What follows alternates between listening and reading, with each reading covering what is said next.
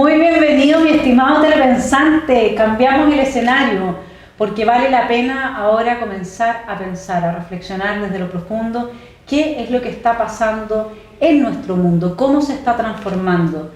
Y para hablar de un tema que abarca todos los aspectos de nuestra vida, usted se habrá dado cuenta que hoy día cualquier cosa puede ser un conflicto, un color, si es rosado o si es negro, a quién le tocó, a una mujer o a un hombre, hasta cualquier situación dentro de una empresa, dentro de los colegios, la educación, el gobierno, ahora hasta el Día de la Bandera, mi estimado telepensante. Era el 9 de julio, el Día de la Bandera, ya al gobierno se le ha ocurrido transformar ese día en el Día de la Visibilidad Lésbica. ¿Y usted cree que eso es porque el presidente no sabe lo que está haciendo? Bueno, aunque se nos acuse de conspiranoicos, pero cada día es más evidente que aquí se está produciendo un cambio, un desmantelamiento de nuestra cultura cristiano-occidental. E incluso esta semana el Papa Francisco salió denunciando la ideología de género. Son temas muy profundos, muy complejos, yo lo tengo muy claro, pero para eso estamos acá, para aportar. Y conmigo en esta entrevista está una de las personas que mayor trabajo ha hecho en uno de los temas más complejos que nos están afectando hoy día, que es el transhumanismo. Miklos Lukács, yo le voy a decir cuál es el currículum de Miklos. Miklos es PhD, es decir, doctorado en Management y Master of Science en Gestión de la Innovación por la Alliance Manchester Business School, Máster en Estudios de Desarrollo por la Victoria University of Wellington, en Nueva Zelanda. Es egresado en Magíster en Ciencia Política por la Pontificia Universidad Católica del Perú, licenciado en Medicina, es decir, alguien que sabe, que tiene conocimiento sobre la biología, ¿no? Imagínense la cantidad de aspectos de la realidad que puede comprender alguien que viene desde la tecnología a la biología. Bueno, esto lo estudió en la Universidad Mayor de Chile. Entre sus especializaciones destacan el programa Inteligencia Artificial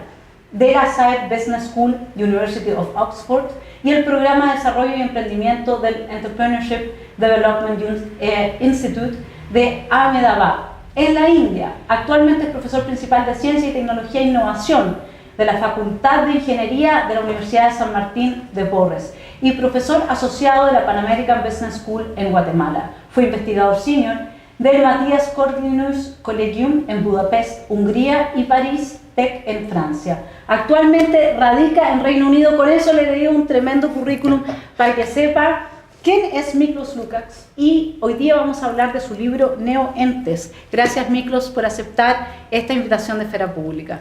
Bueno, Vanessa, muchísimas gracias por tu gentil invitación, y a toda la gente que te sigue un fuerte abrazo. Miklos, vamos a partir con algo muy simple, mi estimado telepensante, lo más complejo y lo más simple al mismo tiempo. Gran trabajo que has hecho. Has recorrido, Miklos, varias ciudades del país y varios países del mundo, y te has dedicado a entender de fondo qué está pasando con el ser humano. Pero en general el ser humano, incluso en las élites económicas, en las élites intelectuales, entiende o se abre a entender lo que está pasando en la cultura cristiana occidental hoy día. Bueno, yo partiría diciendo que Agustín Laje, mi querido amigo Agustín Laje, él acuñó, o no acuñó, pero él popularizó el concepto de batalla cultural, dando a entender que hay disputas políticas y económicas, pero en el medio, en el corazón de esas disputas está qué narrativa y qué concepción de la cultura se quiere imponer, ¿no? Una concepción, vamos a decir, de matriz judeo-cristiana, o una concepción de carácter progresista, que es este concepto que se utiliza mucho pero poco se entiende. Pero yo sostengo que aún más abajo, en un substrato previo, se encuentra la guerra antropológica. Lo que hoy tenemos no solamente es cuestión de modelos económicos y políticos que compiten, que es el gran debate mediático que se le presenta a la gente. Detrás de eso subyace la cuestión cultural, y subyace bajo todo esto la cuestión antropológica. ¿Por qué? Cuando vemos esta idea, ¿no?, de progreso que hoy se quiere vender, un progreso material, un progreso tecnológico, el problema es que el costo de llegar a ese progreso se nos dice de manera soterrada, ¿no?, en código, en clave, que para lograr ese progreso tienes que dejar de ser humano. Y de ahí van a entender por qué existen todas estas deconstrucciones del ser humano, estas categorías trans, estas identidades de género. Entonces, creo que esa es la gran disputa del siglo XXI. ¿Qué posición asumimos con respecto al ser humano, al Homo sapiens, al Hijo de Dios, al zoon politicón?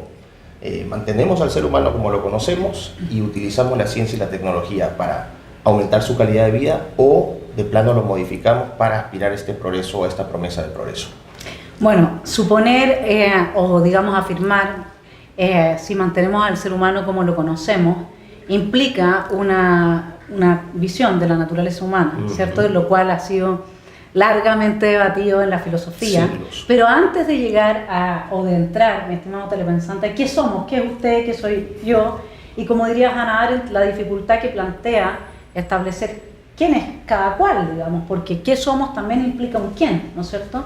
Me gustaría partir con tu libro, donde haces una descripción de estas políticas humanitaristas. Quiero ir de lo general a lo particular, es decir, de los aspectos culturales que usted, mi estimado telepensante, ha observado, han ido cambiando fuertemente a partir de la política pública, de la narrativa de los gobiernos, y como dice el mismo Agustín, que lo saludamos desde acá, porque yo también lo aprecio mucho, nadie asume el lenguaje inclusivo, ni asume todas estas políticas porque le nace desde su libre arbitrio, sino que porque vienen impuestas desde un programa político y hay mucho dinero detrás de esto. Follow the money, ¿no es cierto? Entonces, partamos con la descripción que tú haces en tu libro, Neoentes.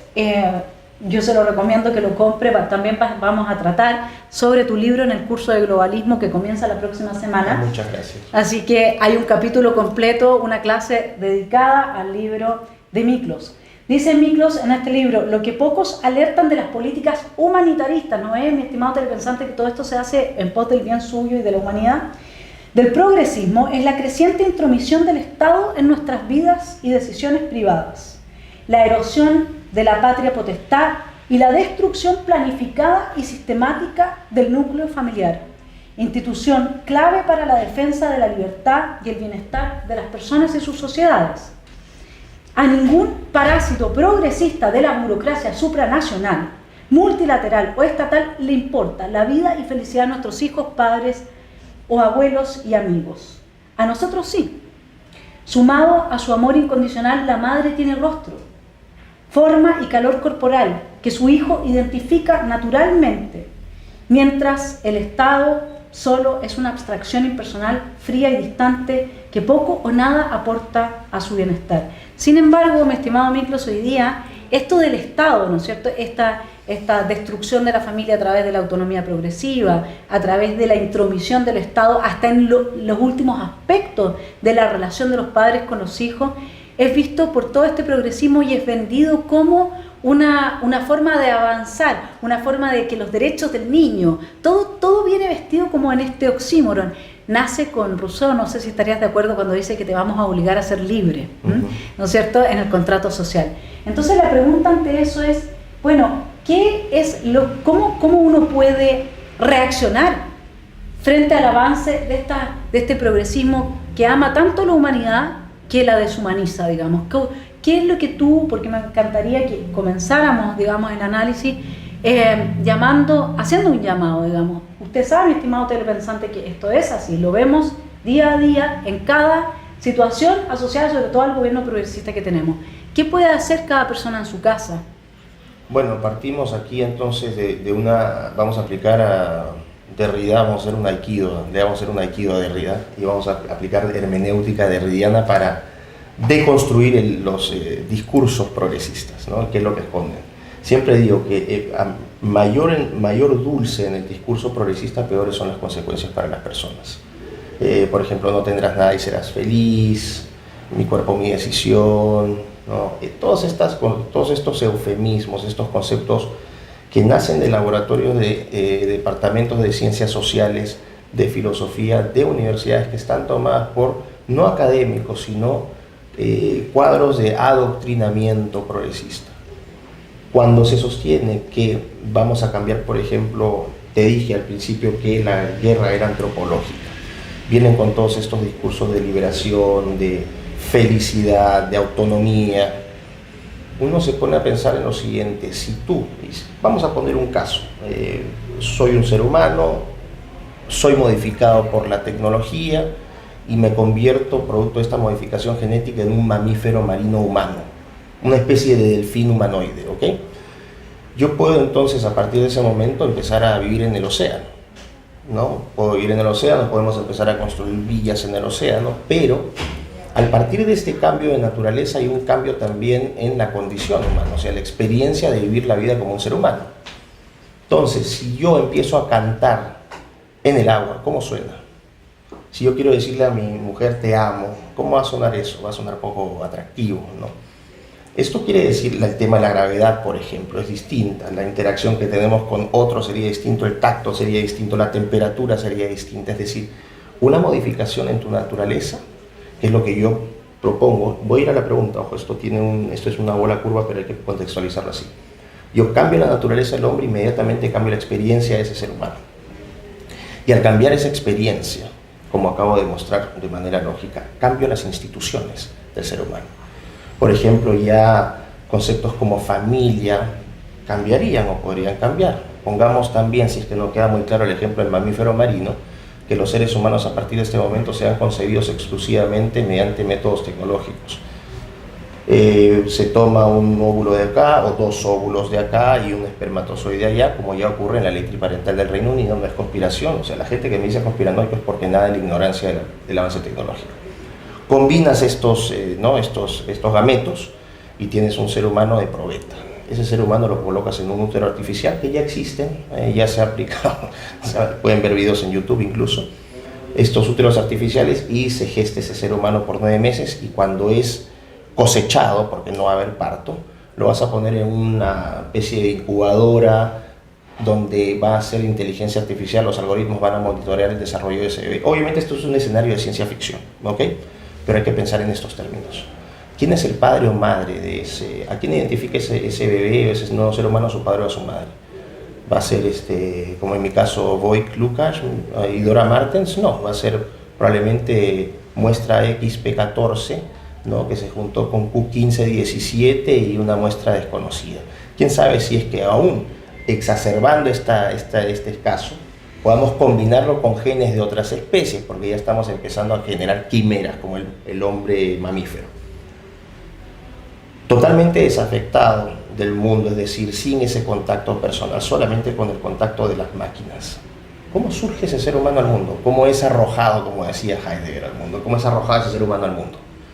Totalmente desafecto de la condición humana, o sea, desde un principio constitutivo ese ser humano ya no es distinto. Ese ser humano ya no puede hablar de familia. Podría hablar, sí, de familia multiespecie. ¿Entiendes cómo se va articulando la agenda con lo que está pasando ahora? Podrías hablar de familias multiparentales, ¿no? Puedes empezar a deconstruir todos los conceptos. El concepto de matrimonio sería irrelevante porque parte de esta idea de que hombre y mujer se unen para procrear, lo vacías de contenido ontológico, que esa es una de las características del progresismo. Te ofrece esta idea de progreso, ¿no? Finalmente vamos a lograr un progreso celestial en la tierra, pero al costo de dejar de ser humano, porque el ser humano tal como lo conoces hoy es absolutamente imperfecto. Entonces, al alterar esa naturaleza humana, que yo sí estoy en el campo de aquellos que consideran que sí existe una definición de naturaleza humana, hay autores que dicen que no, yo sostengo que sí. Cambias esa condición humana, esa experiencia de vivir como ser humano, vas a cambiar todas las instituciones del ser humano.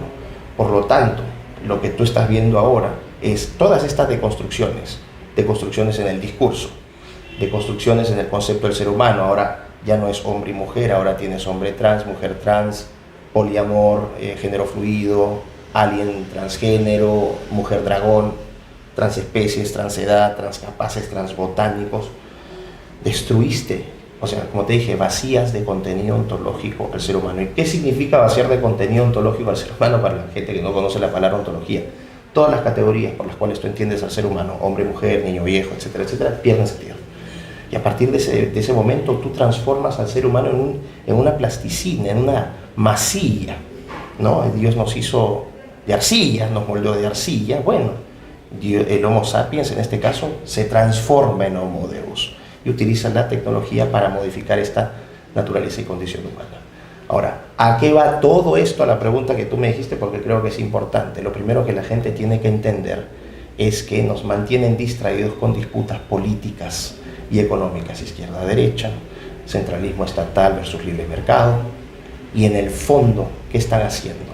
Nos están metiendo lesbianismo, deconstrucción de género, potencial legalización de la pedofilia. Me van a decir conspiranoico nuevamente. Bueno, escuchen las declaraciones de la ministra de España, ministra de Estado, Irene Montero, hablando que no habría ningún problema con que los niños tengan relaciones sexuales siempre y cuando sea de manera consentida. Esa mujer tiene que estar en la cárcel. Hoy es ministra de Estado. ¿Y cuál es el problema que yo veo? Que hay una especie de síndrome de rana hervida. La gente dice, uy, qué terrible, cada vez estamos peor y cada vez estamos peor. Va a llegar un punto donde ya no vamos a estar solamente peor, sino toda la estructura institucional, ¿no? Hacia eso apuntan todas estas asambleas constituyentes y nuevas constituciones, a redefinir las categorías de personas, de familia, etc. Y si no me creen, vean la constitución que el pueblo chileno rechazó, los artículos 16 y 17 que yo comento en mi libro. Abren la puerta a aberraciones como la pedofilia, porque no distinguen entre adulto y menor de edad, porque hablan de persona, que es este concepto tan amplio, ¿no? Como el de género, como el de inclusión, el de diversidad. El progresismo navega en el relativismo y por eso tiene que hacer uso de estos conceptos tan amplios, porque puedes interpretar todo pero a la vez no dices nada. Y eso es el camino directo a los totalitarismos, porque va a depender de la interpretación del tirano o del leviatán la que se le va a dar a todas estas categorías ontológicas que pueden ser redefinidas.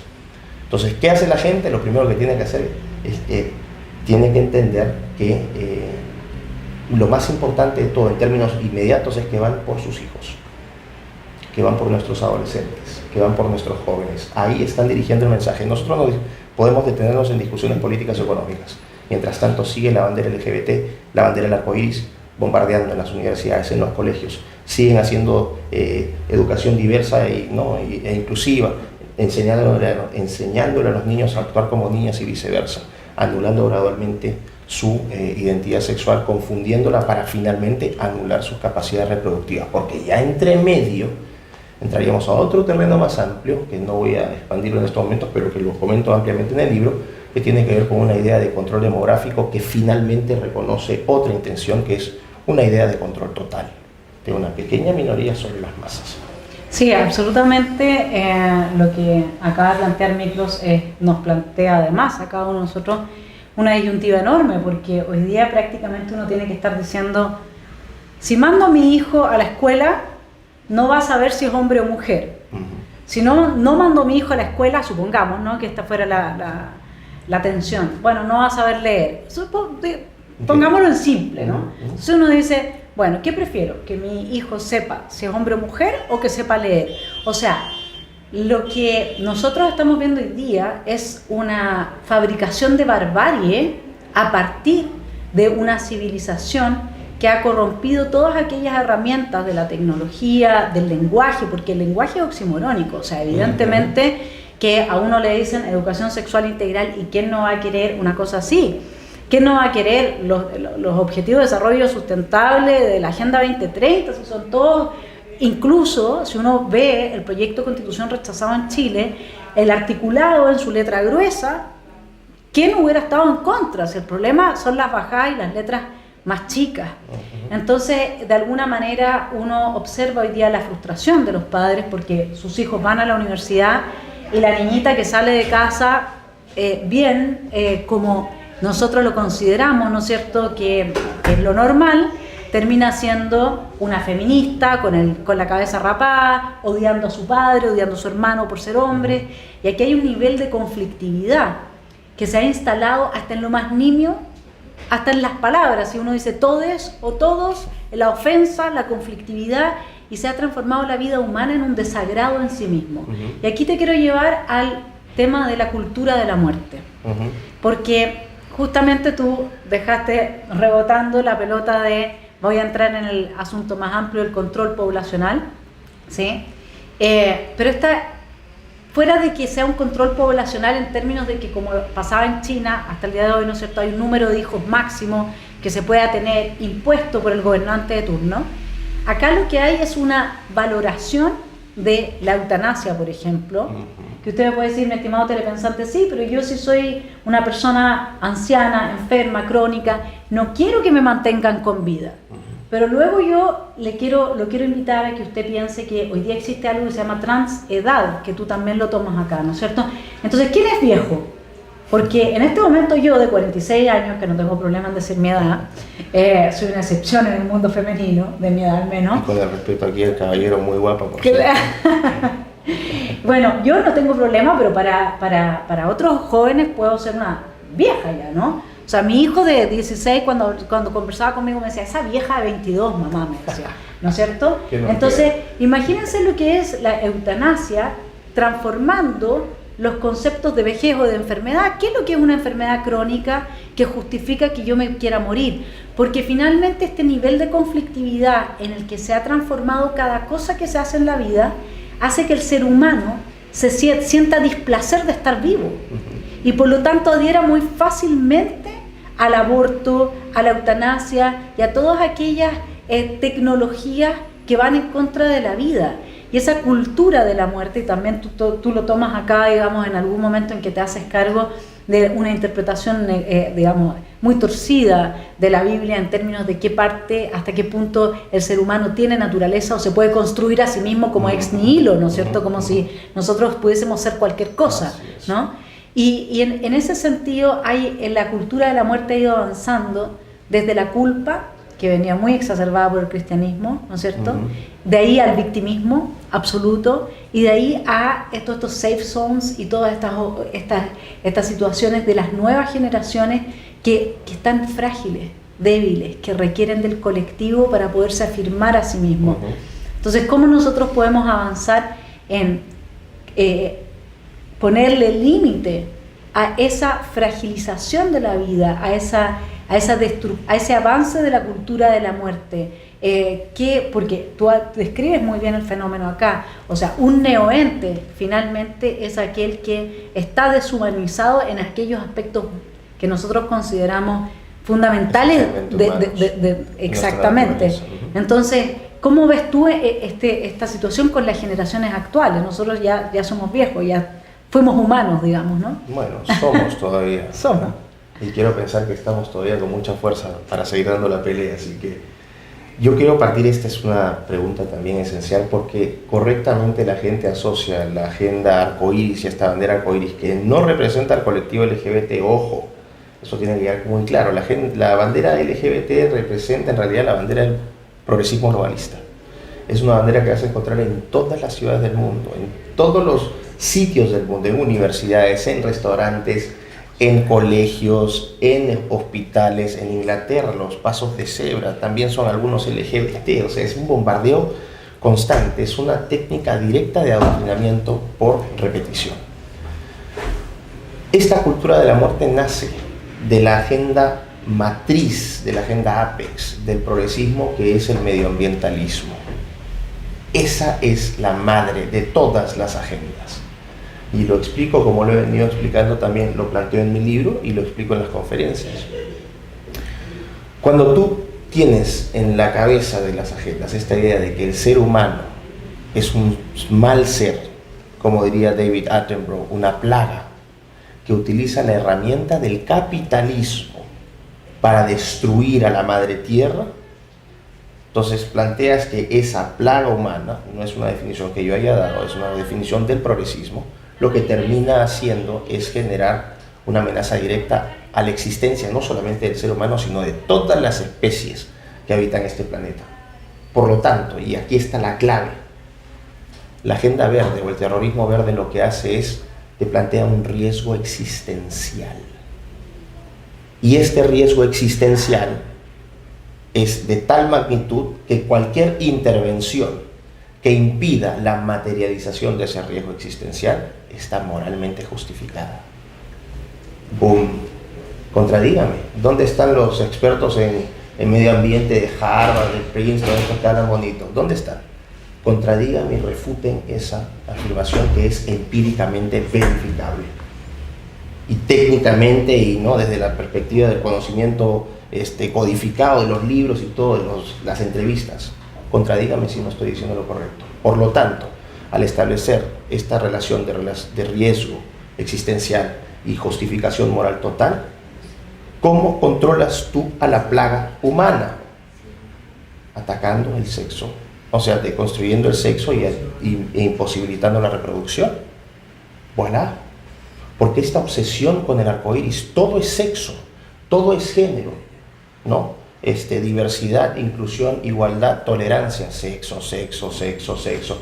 Cuotas para que participen en esta, porque es mujer, sexo. Los trans, pobrecitos, sexo. Todo es sexo.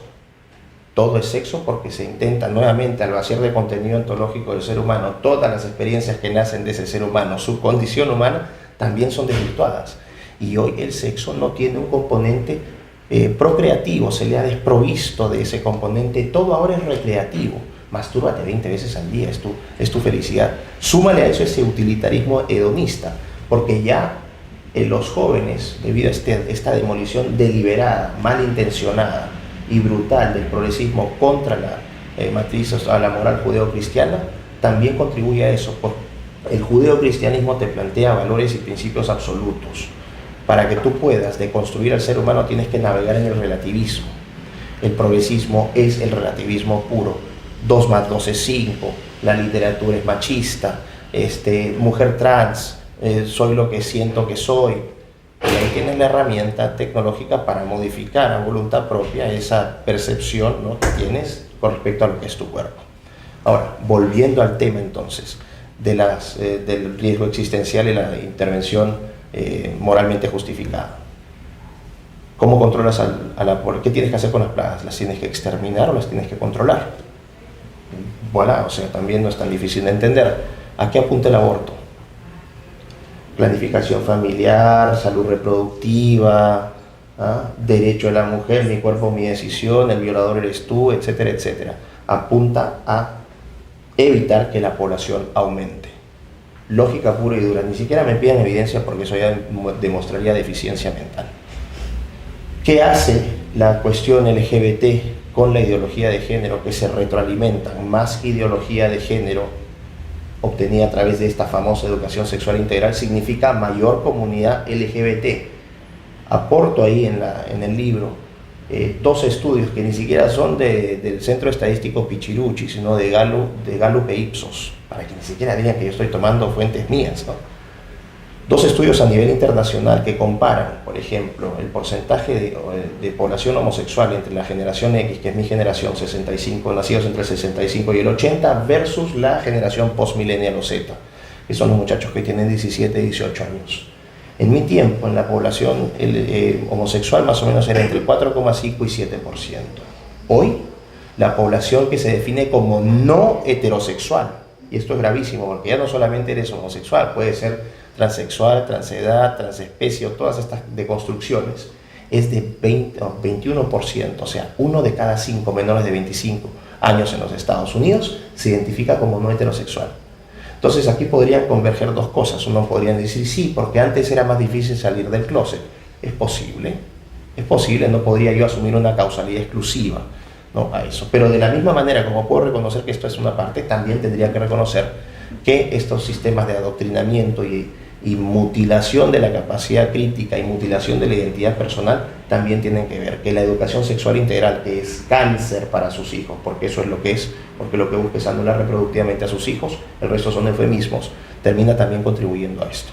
Por lo tanto, ya tienes esta agenda del aborto. El aborto cosifica al ser humano, lo instrumentaliza, eres una cosa que puedes votar, también puedes manipularla, experimentos con embriones de 14 días de edad, por ejemplo, y también puedes comprar seres humanos como compras cosas, o sea, la cosificación absoluta, que es gravísima, porque ya pierde esa categoría el ser humano de un valor, de una dignidad inherente, de una igualdad ante Dios en este caso, porque esto nos lo aporta el judeocristianismo, independientemente de que creamos o no, tiene beneficios esta concepción.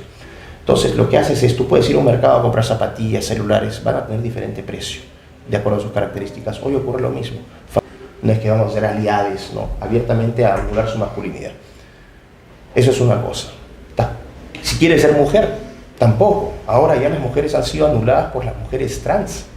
Deportes donde participan hombres castrados, porque eso es lo que son, discúlpeme, ¿no? Vamos a dejarnos de eufemismos, no existe la categoría de mujer trans, eso es una creación de una realidad inexistente. Ese ser humano es un ser humano que se amputó del órgano sexual y que va a seguir teniendo una composición genética femenina, digan lo que digan, ¿ok? De aquí a que se pueda manipular después eso genéticamente, que yo creo que hacia eso apunta, eso es otra cosa, pero hoy, naturalmente, las mujeres son XY, no, perdón, XX y los hombres son XY, punto. Tienes la agenda del feminismo.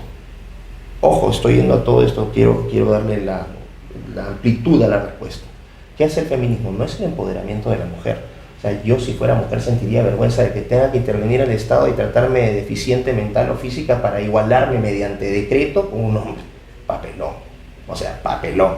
Todas estas empoderadas de cartón realmente no reflexionen sobre lo que realmente son, o sea, qué tipo de empoderamiento buscan. Es el castigo, el feminismo es el castigo, la punición de todo el comportamiento sexual masculino natural. Hacia eso apunta, criminalizar el comportamiento sexual masculino. ¿Por qué?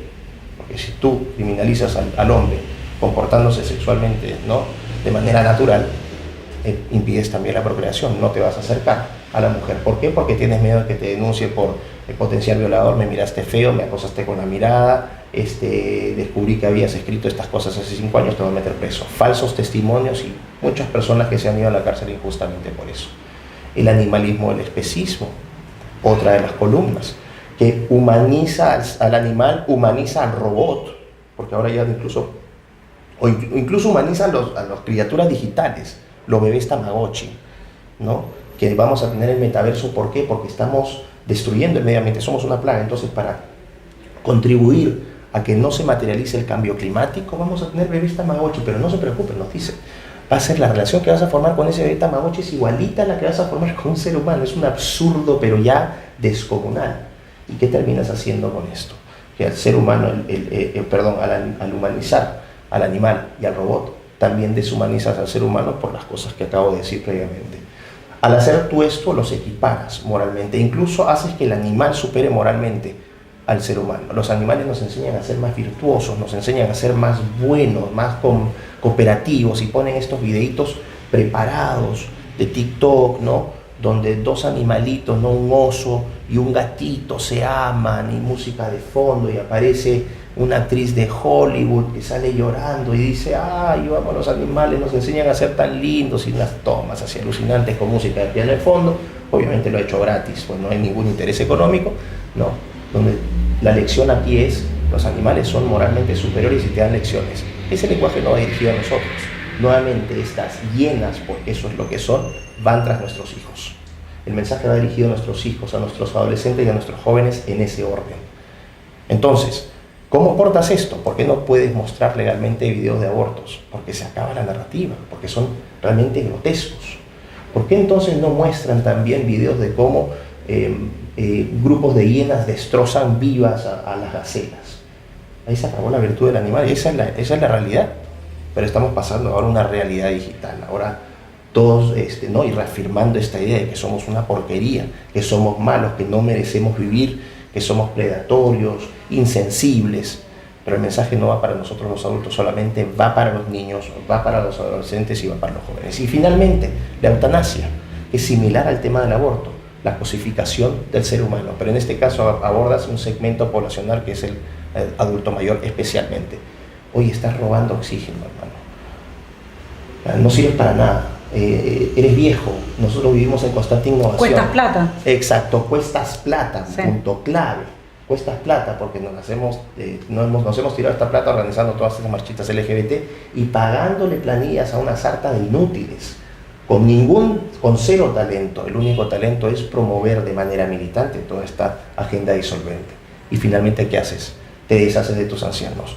Te fijarás que esto también tiene un componente demográfico. Absolutamente. Pero lo más terrible, lo más criminal y lo más nefasto, y por eso digo que el progresismo es cáncer, y ese es el gran enemigo de la humanidad hoy, no es el comunismo solamente, porque el comunismo se fusionó ahora en este progresismo, y tampoco es esa de derechita que aparenta ser anticomunista, pero que promueve a rajatabla toda esta agenda disolvente LGBT. Aló, Sebastián Piñera, si lo están escuchando, por ejemplo, ¿no? ¿Qué haces entonces en ese caso? En Canadá ya existe una ley de la eutanasia y se está debatiendo extender esa ley de la eutanasia a los niños. Entonces un niño que se siente deprimido va a ir a un psiquiatra y el psiquiatra médicamente le puede afirmar, mira, ¿sabes qué? Recomiendo que te mates, niño. ¿Por qué? Porque lo cosificaste. Ya no es decir, oye, ¿sabes qué? Denle amor a ese niño, denle cariño, llévenlo a pasear, cuídenlo, ¿no? Elévenlo espiritualmente, denle cobijo para que ese niño sepa quién es en el mundo, porque hay una crisis de identidad brutal. Entonces, no, mátate. Bueno, ese es el tema con la cultura de la muerte, y tú decías que cómo enfrentamos esta promoción de la destrucción de la vida. Y ahí quería plantearte, en tu libro tú hablas del cambio en la naturaleza humana, la destrucción de la naturaleza humana, que yo comparto contigo, existe en la medida en que nos vinculamos y nos relacionamos unos con otros y con nuestro medio ambiente, es decir, que estamos condicionados y condicionamos a nuestro medio ambiente. Y en ese sentido también hay un experimento, no sé si tú estás enterado de porque en tu libro en algún momento planteas que quizás lo único que se logre es destruir al ser humano, nada más. O sea, el neoente es una hipótesis muy avanzada por lo demás, pero hay un experimento que hace Federico von Hohenstaufen como en el 1300, con 2 grupos de niños. Él quería saber qué es lo que hablaría espontáneamente un ser humano, porque en esa época la cultura dánica planteaba que el verbo era lo propio, ¿no es cierto?, de un ser humano.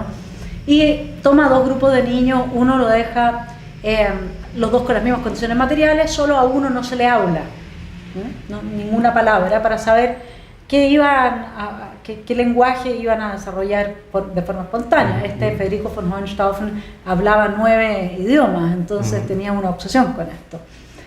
El asunto es que los niños a los que no se les habló desarrollaron un síndrome que se llama como el síndrome del hospitalismo, una cosa así, es decir, a los 3 años estaban todos muertos. El ser humano no desarrolla sinapsis si es que no oye palabra y no tiene estímulo. Por lo tanto, la proyección, digamos, de la posibilidad de construir un ser humano a partir de estos vientres que no son humanos, digamos, y que luego se entrega este producto, si uno va a comillas, experimentos como esos, porque él nunca pensó que se iban a morir, evidentemente, ¿no? Pero está probado que después hay en el siglo XX algunos estudios sobre ese experimento, que ningún ser humano sobrevive. Y si tú te das cuenta, digamos, esta falta de afectividad, la falta de apego, a la ausencia de presencia de la palabra, etc. Y si tú te das cuenta, todas estas salas de cuna, ¿no?, donde parte importante de la generación de cristal, estos snowflakes, boys and girls, han crecido, se han desarrollado en su primera época en sala de cuna porque la madre va a trabajar. Y durante muchas horas han pasado sin mayor atención que la básica de cambiar el pañal y de recibir el biberón, digamos, ¿no? La mamadera, como le decimos nosotros. Entonces, en Hannah Arendt también está esta visión de que el utilitarismo nos conduce, es decir, donde el ser humano solamente va a ser medido en funciones de su utilidad, y aquí de su inutilidad o sea, destrucción al medio ambiente, porque yo también comparto contigo, la máxima es odia al prójimo como a ti mismo hoy día, porque como tú naciste y estás destruyendo el planeta, te tienes que odiar, y como el otro también nació, porque la culpa es por haber nacido. Aquí ya ni siquiera hay una responsabilidad respecto a algo que tú puedas cambiar como persona. Tú naciste hombre, Miklos, tú eres culpable de haber nacido hombre. Es más, transita mejor, sal de ese lugar, ¿no?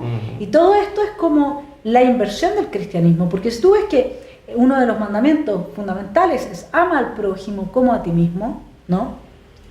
Y está el tema del árbol de la vida, de no tocar el árbol de la vida, no solamente el árbol del conocimiento, el árbol de la vida, que es el nacimiento, que es la muerte, etc.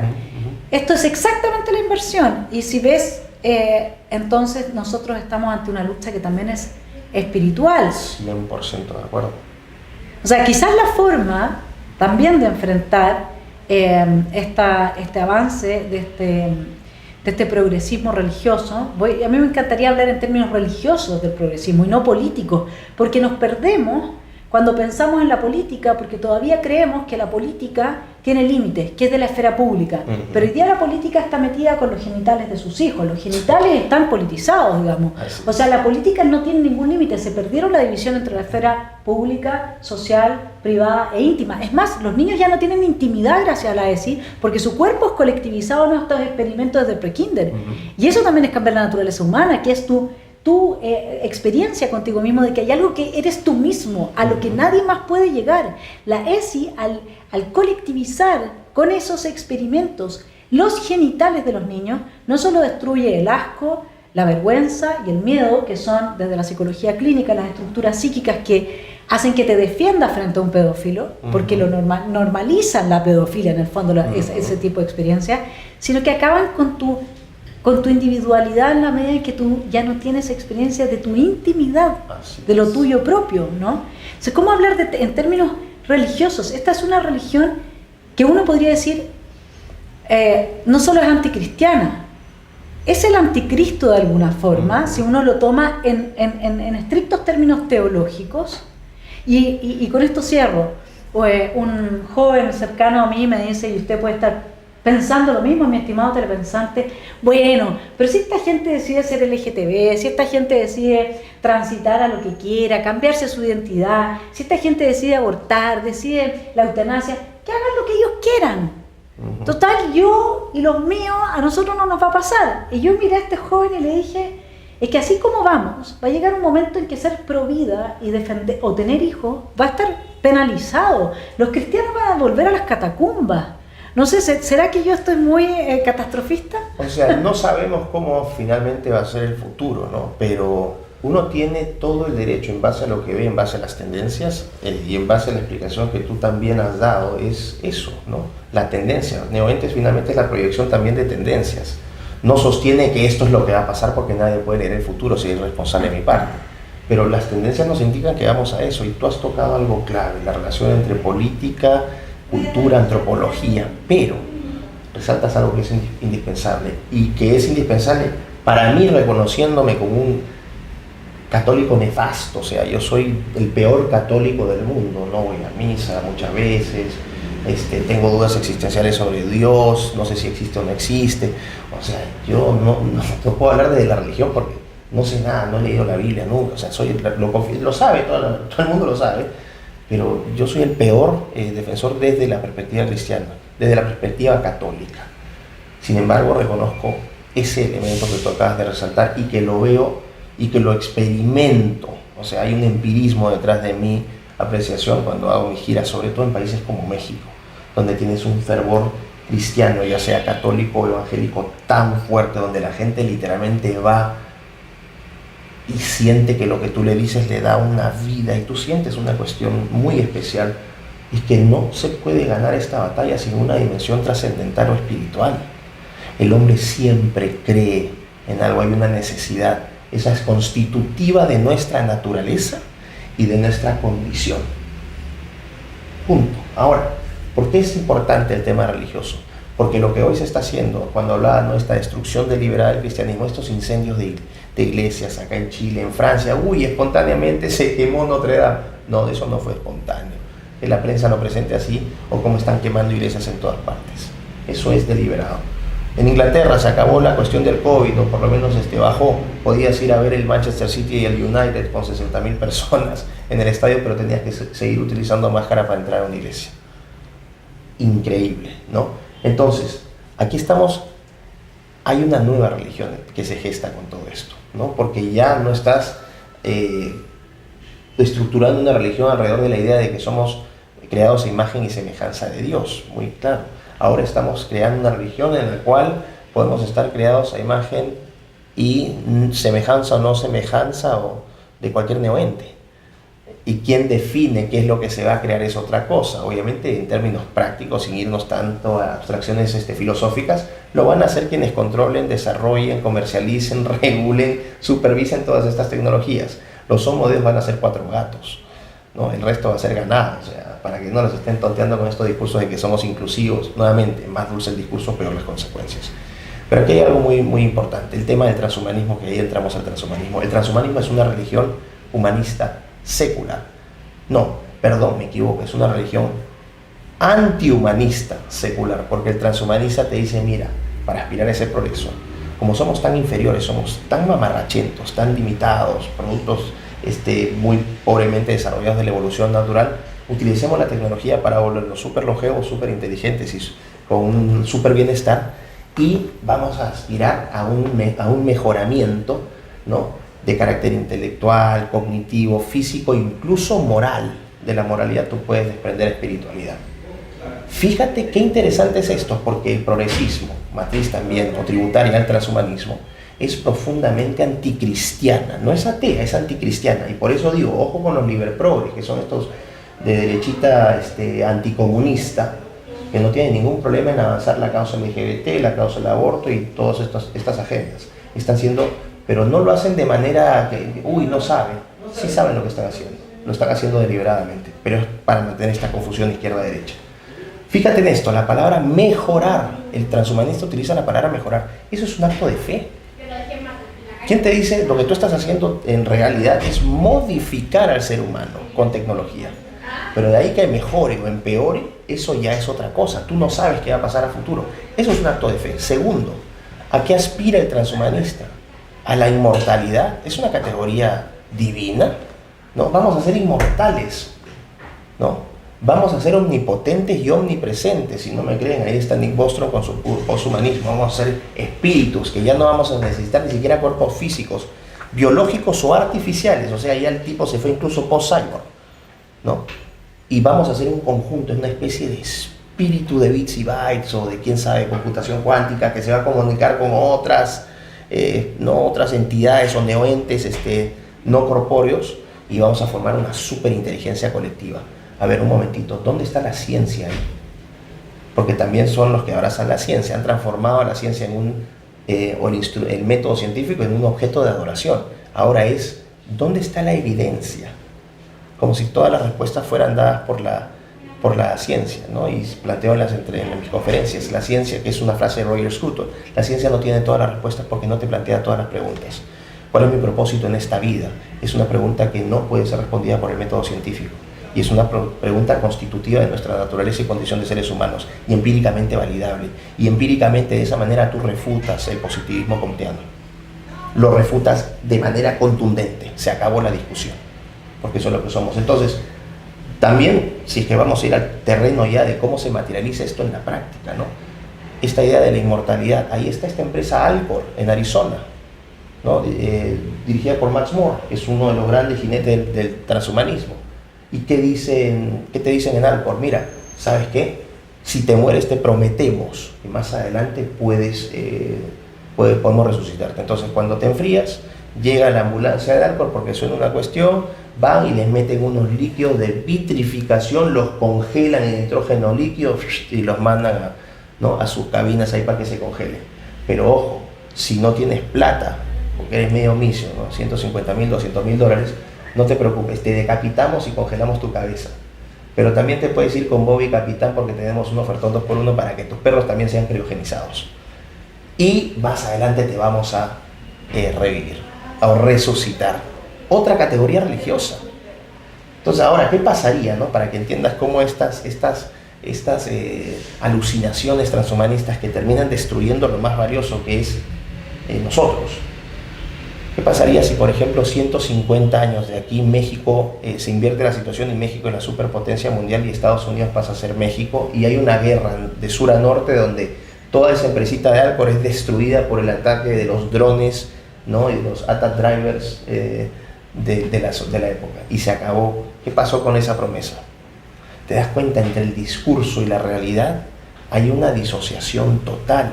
Es una promesa que no puede ser materializada. Y si se materializa, se logra aboliendo completamente al ser humano. Esto no significa, y aquí hay que ser muy claros para evitar también la etiqueta de conspiración, y con esto voy a cerrar esta parte. Tú no estás diciendo que van a haber campos de concentración. Yo no sostengo campos de concentración transhumanistas porque la gente se asusta y dice, nos van a venir a imponer. No va a ser así, va a ser peor, va a ser más sutil. No es que a la gente en masa la van a meter en campo de concentración transhumanista, no lo veo. No lo veo eso. Entonces, lo que sí veo es que voluntariamente, producto de estos adoctrinamientos, lo que termine pasando es que, claro, lo que ya está pasando, que tienen adolescentes que se hacen mastectomías voluntariamente, o faloplastías, o vaginoplastías, es el peor método de tiranía. O sea, ¿por qué? Porque voluntariamente el programado se autoinmola, ¿no? En nombre de esa fe, de ese deseo por lograr este paraíso en la tierra. Entonces sí, hay categoría religiosa totalmente integrada en esta idea de que finalmente no vamos a ser Homo sapiens, sino que vamos a ser Homo Deus. Pero la gran mentira, la gran estafa es que el Homo Deus va a ser un grupito de este tamaño. Así que... Y eso en tanto puedan... Porque esto se está instalando primero que todo en Occidente. Mi respuesta a que sea Occidente es que Occidente se quedó sin Dios. Sí. Entonces, al ser una religión, no solamente uno podría decir que va desacralizando absolutamente todo. O sea, ¿qué es lo que era intocable, mi estimado telepensante, hace un par de años atrás? La infancia, la inocencia del niño. Y hoy día, esa misma gente que antes se hubiese impactado si uno le hubiera presentado los ejercicios que se hacen con la ESI, con la educación sexual integral en el jardín infantil con los niños, que hubiera dicho qué están haciendo, ¿no es cierto? Hoy día esa misma gente está diciendo, pero mira qué fantástico. Nos están avanzando de una manera tan vertiginosa. O sea, acá al principio del libro de Miklos, él cita una idea de la cual no estamos lejos hoy día, ¿no es cierto? Que es, por lo tanto, está citando acá, aborto posparto se titula el artículo, ¿no? De Alberto Giulini y Francesca Minerva. Por lo tanto, afirmamos que matar a un recién nacido puede ser éticamente aceptable en todas las circunstancias, donde también lo sean para el aborto. ¿Se entiende bien, mi estimado telepensante? Estamos hablando de que un recién nacido, por no tener conciencia de sí mismo, es éticamente abortable, digamos, ¿no? ¿Y eso por qué? Porque ese recién nacido podría dañar la situación de su familia una vez habiendo nacido. Entonces, nosotros estamos en una situación en la que en definitiva avanzamos hacia, uno podría decir, una destrucción de Occidente que es, porque esto tú no lo ves en los países musulmanes. Los países musulmanes se ríen de todo este asunto. Esto uno tampoco lo ve en la India. En la India tú tienes el sistema de castas y la desigualdad instalada desde hace siglos no ha cambiado. Esto es algo que afecta estrictamente al mundo que se quedó sin Dios. Y luego el Homo Deus está siendo elevado a ese punto. Sin embargo, a nivel instintivo, es decir, también en lo que somos como naturaleza natural, el ser humano ha tenido una destrucción de su mundo instintivo, exacerbando mucho el instinto de autodestrucción o tánatos, y por lo tanto pasamos de un sistema antropocéntrico en que todo era a favor de la persona a uno que sigue siendo antropocéntrico, nihilista, narciso, pero todo es en contra. Yo soy el malo, yo soy el que tiene que exterminarse, yo soy el que tiene que cambiar, y eso es lo que se está programando en la cabeza de los niños hoy día, es decir, una percepción de sí mismo y del otro que es, como tú decías, de ser el malo, pero además de disgusto con la vida, de estar dispuesto a morir, como dice Nietzsche, que nosotros tenemos una lectura distinta ahí de ese autor. Para mí él nos habla del último hombre, él nos habla de que está tan degradado el ser humano que va a llegar un momento en que se va a querer destruir por cualquier motivo. En Aurora dice, el ser humano es el único animal que por cualquier motivo puede, ya sea una frase malograda o por cualquier motivo puede querer y destruirse a sí mismo, digamos, el nivel de suicidio, etcétera, depresión, todo esto que nosotros tenemos. El resto de la animalidad lo ve como una animalidad feliz, que existe sin conciencia de sí misma y por lo tanto no tiene toda esta autoflagelación, esta culpa, estos problemas con la existencia. Él dice, ese es el último hombre, el que finalmente en Occidente, por la muerte de Dios, va a terminar siendo el último, digamos, y nosotros lo vemos en los trans. ¿Qué es lo que es un trans? Es un último porque no puede reproducirse. Es el último, digamos, hombre de Occidente. Y esto también va a afectar a esas capas altas que creen ser Homo Deus, porque ellos, en su mundo instintivo, en aquello que es inconsciente para sí mismo, también traen el peso de una cultura que perdió a Dios, que perdió la capacidad de conectar con lo sagrado. Entonces, esta idea de que ellos van a quedar fuera del proceso que a los demás los va a destruir, no es, digamos, yo no la veo como muy realizable, porque de hecho ellos están liderando el proceso porque son los más afectados en parte. Ahora, en Chile te voy a contar, y mi estimado telepensante, para que no crea que aquí Miklos está hablando de algo muy extraño, el exalcalde Joaquín Lavín, que fue candidato a la presidencia, tenía este tema de traer guaguas electrónicas o robóticas, y él aparece en unos videos con estas guaguas, con estos bebés, como se dice más a nivel latinoamericano, ¿no? Que tenían que generar empatía en los niños de los colegios, porque lloraban y lloraban y había que hacerse cargo. Entonces mira lo que significa ser papá, el peso, o sea, ya como te están cargando con el peso de llegar a ser padre. Y una de las frases de esta persona, de Joaquín Lavín, que es de derecha, y uno podría decir desde la perspectiva de la izquierda, de extrema derecha, era: vamos a ser más pobres pero más felices. Y aquí está un punto que todo lo que es el empresariado que está apoyando este progresismo, que ha abrazado las banderas de esta moral religiosa, no quiere ni puede ver. ¿Qué pasa con el derecho a la propiedad? ¿Qué pasa con la posibilidad de mantener este tejido de pequeñas y medianas empresas que no son estas grandes transnacionales, que no son estos bancos que están en todo el globo? Es decir, la empresa que no es globalista. ¿Cómo sobrevive a todo esto? Para que entremos en esa dimensión económica también. Hay bastantes cosas ahí, vamos a entrar entonces a lo económico. Ok, mira, es muy interesante lo que has planteado, porque efectivamente no solamente hay una dimensión cultural, política, antropológica, sino también económica, y aquí necesariamente tienes que hablar del poder de las tecnologías convergentes, especialmente las más desarrolladas en nuestro tiempo actual, que son inteligencia artificial, en este caso la robótica, la técnica CRISPR o edición genética, la prótesis, ¿no? La impresión en 3D con lo que están haciendo carne artificial, etcétera, etcétera. Acá hay un tema muy importante, quiero que se entienda también esto, que lo planteo en mis presentaciones. Tú a fines, vamos a decir, en el último tercio o cuarto del siglo XVIII, surge la máquina de vapor en Escocia.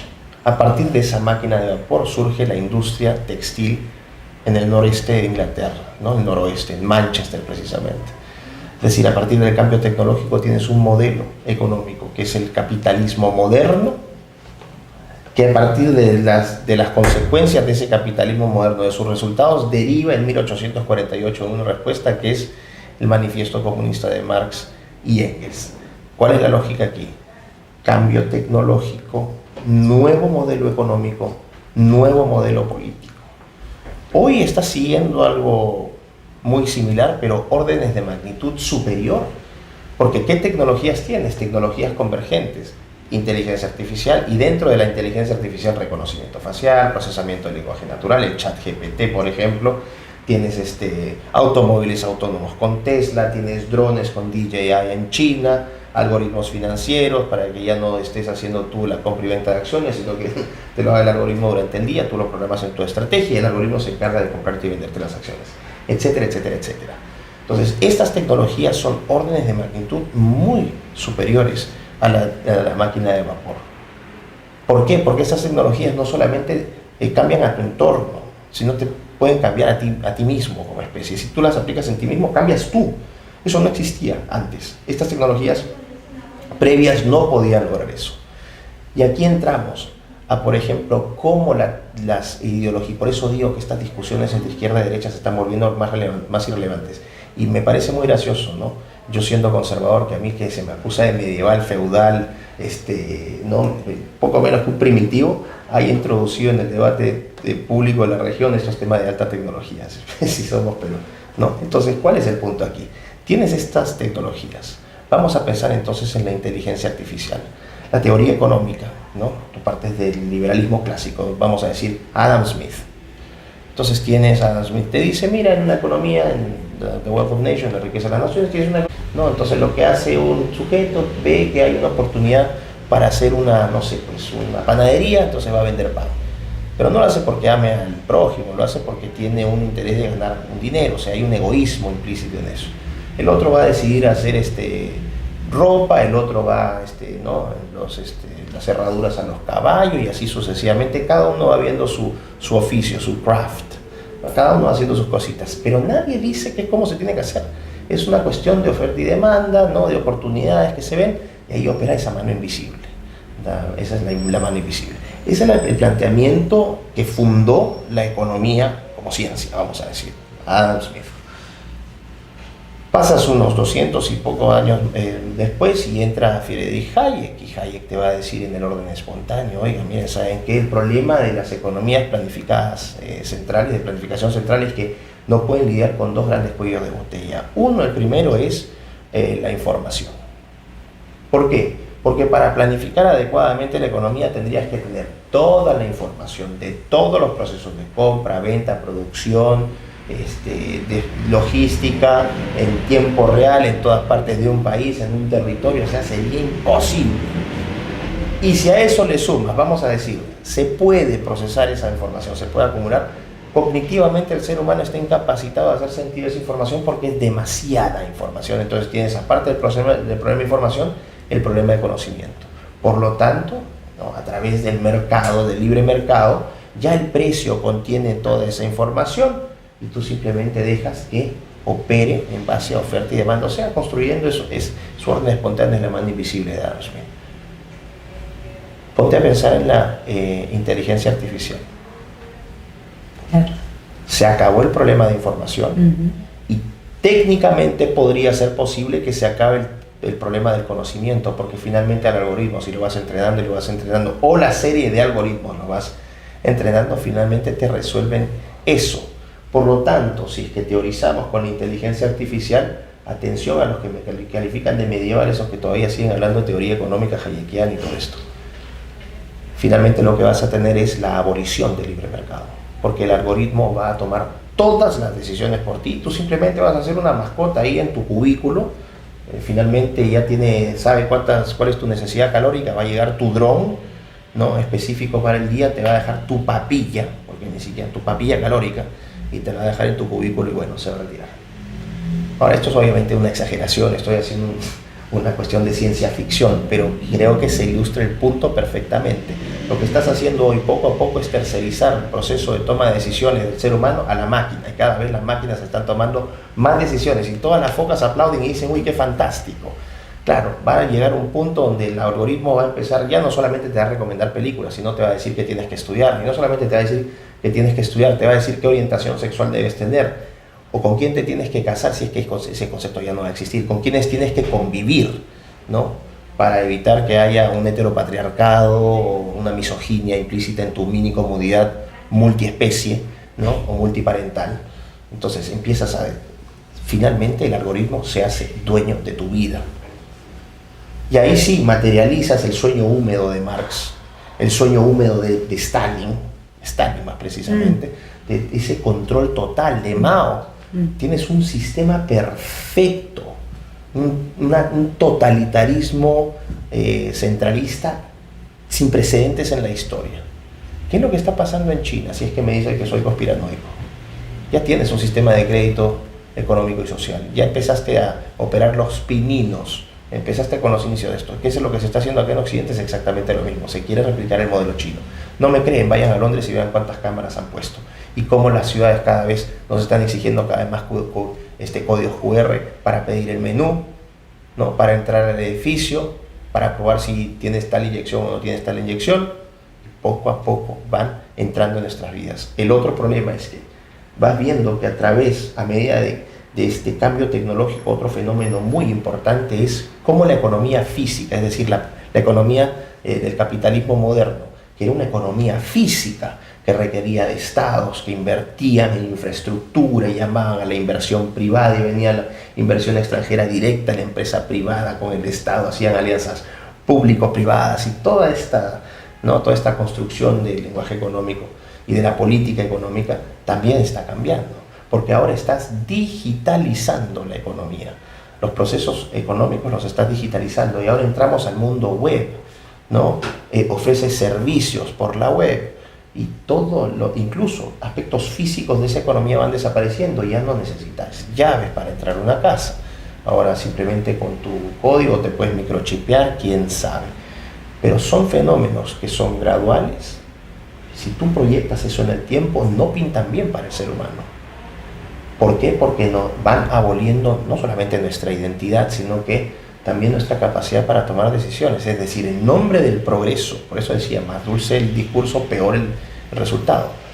Mientras más te invitan a hacer integrarte mediante la cuarta revolución industrial, ¿no? a digitalizar tus procesos, a ser más eficiente las empresas privadas, a hacer lo máximo, bueno, va a haber un desplazamiento, porque ahí ni entro ya lo que es el desplazamiento en el mercado laboral, el número de desempleados que se viene brutal con la automatización de procesos, y que esas personas nunca más, y no estoy hablando de 3 o 4 gatos, de la gran parte de la población, que no va a volver a integrarse nunca más al mercado laboral porque no va a tener las capacidades, ¿no? Para hacer los costos, los switching costs, los costos de cambio son demasiado altos.